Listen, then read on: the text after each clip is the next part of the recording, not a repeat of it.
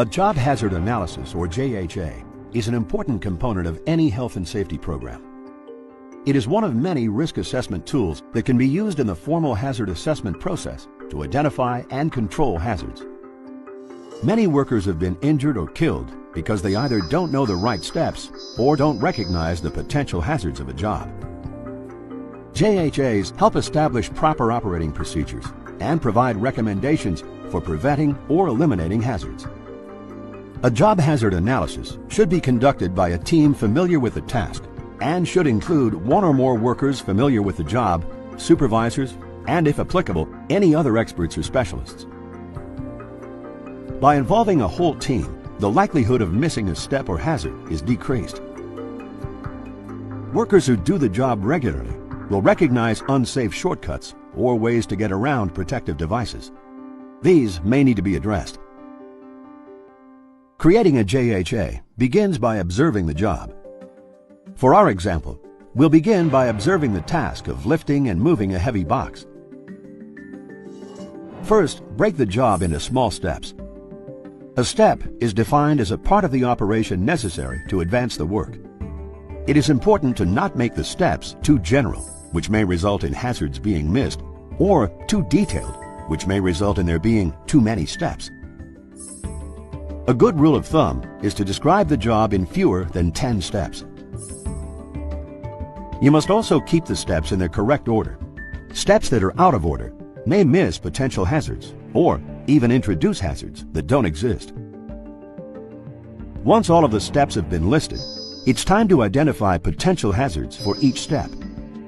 Hazards are things that could lead to injury, illness, or environmental harm. There are two types of hazards. Health hazards can be physical, chemical, biological, or psychological, which may cause ill health effects to exposed workers. Safety hazards are substances, processes, actions, or conditions that may endanger the immediate safety of workers.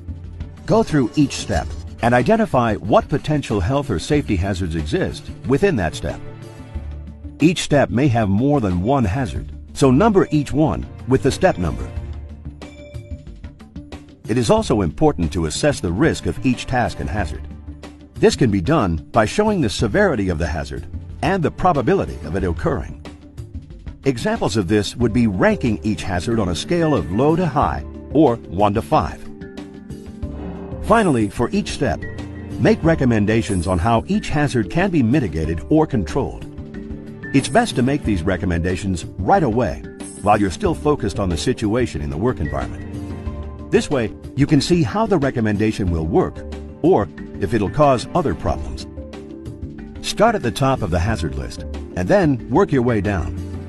When making recommendations, you should first try to eliminate the hazard or substitute it with something less dangerous. If that's not possible, make recommendations to control the hazard. Hazard controls can include engineering controls, administrative controls, or PPE.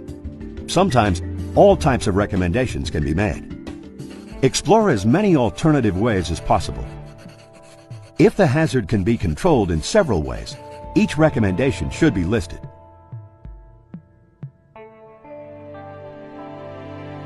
A JHA is not only useful to communicate the hazards of a job, but also form the basis for safe work practices and safe job procedures. It also provides step-by-step training for new employees being taught how to do the job.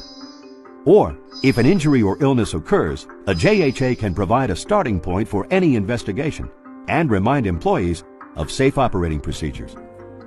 It is important to continually monitor tasks and confirm that control methods are implemented and effective. Conduct JHAs for each new task and review them at regular intervals or when a change in the task has occurred. When done regularly, job hazard analysis will help keep your employees safe and reduce the chances of injury, illness, and environmental damage.